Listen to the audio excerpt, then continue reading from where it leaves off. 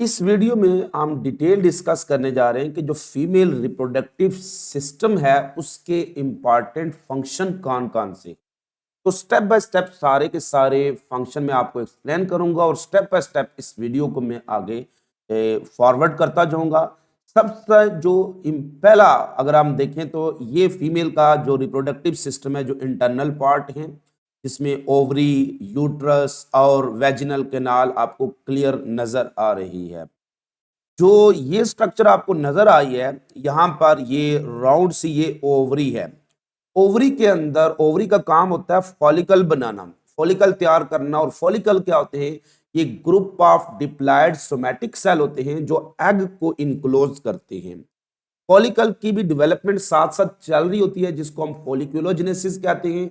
और इसके अंदर साथ साथ एग की डेवलपमेंट चल रही होती है जिसको हम ओजेनेसिस कह रहे होते हैं। ये दोनों प्रोसेस साइड बाय साइड चल रहे होते हैं।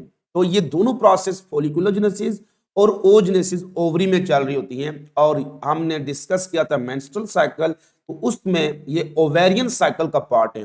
फॉलिकल का डेवलप होना, फॉलिकल का रप्चर होना और उसमें से एग का रिलीज आना, कार्पस ल्यूटम का बनना। तो जैसे प्राइमरी फॉलिकल सेकेंडरी फॉलिकल में कन्वर्ट होता है तो उसमें प्राइमरी oocyte भी सेकेंडरी oocyte में कन्वर्ट हो जाता है। लेकिन जब सेकेंडरी फॉलिकल टर्सरी में कन्वर्ट हो जाता है लेकिन सेकेंडरी oocyte आगे मुंतकिल नहीं होता, उसके बाद उसका फैसला फर्टिलाइजेशन ने करना होता है।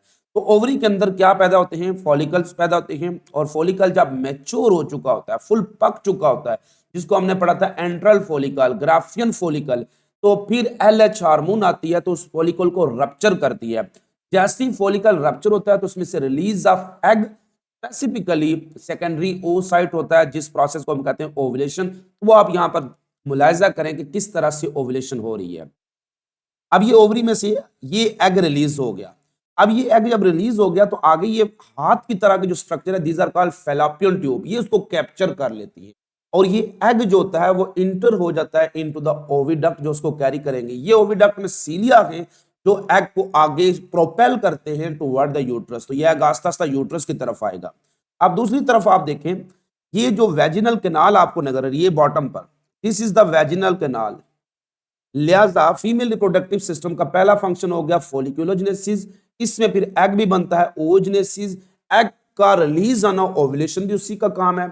अब हम देखते हैं कि ये जो स्पर्म, ये जो आपको छोटे छोटे बिल्कुल टैडपोल लाइक स्ट्रक्चर नजर आ रही हैं, ये छोटे छोटे जरासीम, इनको हम स्पर्म कहते हैं, ये मेल गैमेट्स होते हैं।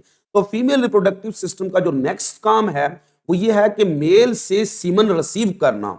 ये प्रोसेस होता है इंटरकोर्स। इसमें मेल और फीमेल के दरमियान एक फिजिकल कांटेक्ट होता है और मेल जब डिस्चार्ज होता है तो अपना सारा सीमन, क्योंकि वो कॉपुलेटरी ऑर्गन उसने कहाँ इंसर्ट किया होता है, वो वेजिनल कैनाल में, और यहां पर वो अपना सीमन सारा के सारा क्या करता है?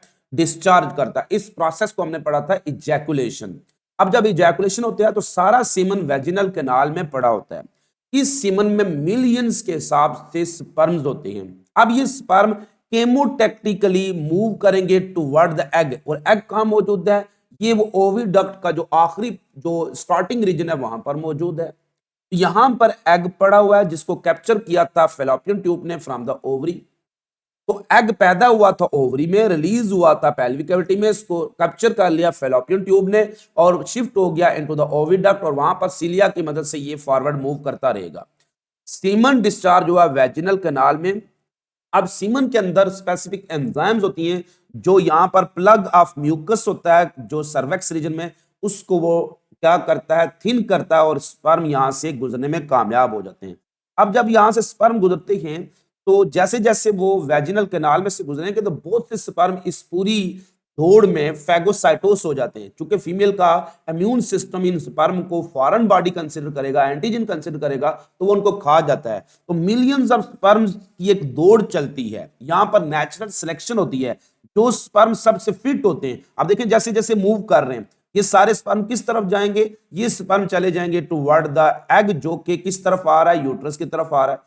अब इनमें से कुछ स्पर्म जो रॉन्ग डायरेक्शन में चले जाएंगे वो डिस्ट्रॉय हो जाएंगे, जो राइट डायरेक्शन पर चले जाएंगे वो एग तक पहुंचने में कामयाब हो जाते हैं। अब ये सारे के सारे जो स्पर्म आप देख सकते हैं, ये सारे स्पर्म जाकर एग को टक्कर मारेंगे। हर स्पर्म की कोशिश होगी कि वो एग के अंदर इंटर हो और उसके साथ मिलाप करे, यानी फर्टिलाइजेशन करे। तो तकरीबन मिलियंस ऑफ स्पर्म में से 200 के स्पर्म एग के पास पहुंचने में कामयाब हो जाते हैं। मिलियंस ऑफ स्पर्म में से सिर्फ 200 स्पर्म एग के पास पहुंचने में कामयाब होते हैं, और इनमें से सिर्फ एक स्पर्म जो सबसे हेल्दी होता है, फर्टाइल होता है, वायबल होता है, सबसे एक्टिव स्पर्म जो होता है वो एग को क्रॉस करता है और वो उसके अंदर इंटर होकर क्या बना लेता है, वो उसके इंटर होकर उसके साथ जायगोट बना लेता है। अब जब जायगोट बन जाता है तो उसके बाद क्या होता है, जायगोट के बनने के बाद जो प्रोसेस होता है उसको हम कहते हैं क्लीवेज। और वो क्लीवेज यहां पर हम देखते हैं कि किस तरह से क्लीवेज होगी। ये स्पर्म मूव कर रहे हैं, स्पर्म मूव करके चलेंगे, जैसे स्पर्म मूव करके कहां पहुंचेंगे, वो एग के पास पहुंचेंगे, तो ये स्पर्म कोई एक स्पर्म एग के अंदर इंटर आने में कामयाब हो जाएगा। जो इंटर हो जाएगा वो फर्टिलाइजेशन हो जाएगी और फिर विंडो क्लोज हो जाएगी, बाकी स्पर्म डिस्ट्रॉय हो जाएंगे। इसके बाद जो जायगोट ये बनेगा, इस जायगोट में माइटोसिस होती है, 1 से 2 सेल बनते हैं, 2 से 4 बनते हैं। वो आपके सामने हम मुलाहिजा करते हैं कि किस तरह से ये 1 से 2 सेल में आपके सामने ये पूरी क्लीवेज चल रही है। अब इसको गौर से देखना, 2 सेल बन गए, 2 के बाद नेक्स्ट फिर क्लीवेज होगी, 4 सेल बनेंगे, 4 से 8 बनेंगे, तो नंबर ऑफ सेल और 8 से 16 बनेंगे, तो एक मैस ऑफ सेल बन जाता है जिसको हम कहते हैं ब्लास्टुला। वो अल्टीमेटली गिर जाता है किसके अंदर, यूट्रस के अंदर। अब यूट्रस के पास होती है ये इनर लेयर ऑफ यूट्रस होती है, दैट इज कॉल्ड एंडोमेट्रियम। ये जो एंडोमेट्रियम है, ये जो ब्लास्टुला, ये जो आपको मैस ऑफ सेल नजर आ रहा है, this is called blastula stage. ये जो ब्लास्टुला है जब जाकर किसके साथ अटैच करेगा, मदर की यूट्रस के एंडोमेट्रियम के साथ, ये उसके अंदर इन्वेजिनेट कर जाता है और इनके दरमियान एक कनेक्शन बनता है जिसको हम कहते हैं प्लेसेंटा। इसके थ्रू फिर एक्सचेंज ऑफ हर चीज की एक्सचेंज होगी। फीटस, डेवलपिंग फीटस, ये उसकी डेवलपमेंट शुरू हो गई है, प्लेसेंटा बनेगा और सारी की सारी उसको जो जरूरियात है वो माँ के खून से हासिल करेगा through placenta. Exchange of her तरह की गैसेज होगी और with in the uterus development मुकम्मल होगी, तो ये सारे के सारा बेबी बन जाएगा। तो ये सारे के सारे जो फंक्शन है वो फीमेल रिप्रोडक्टिव सिस्टम के, जिनको यहाँ पर हम डिटेल में डिस्कस करते हैं। फीमेल रिप्रोडक्टिव सिस्टम में पहला फंक्शन ओवोजेनेसिस है, एग का बनाना। दूसरा उसका फंक्शन क्या है, ओव्यूलेशन और फर्टिलाइजेशन करना। एग का रिलीज होना ओव्यूलेशन कहलाएगा और फिर फर्टिलाइजेशन कहाँ होगी, ओविडक्ट में होगी।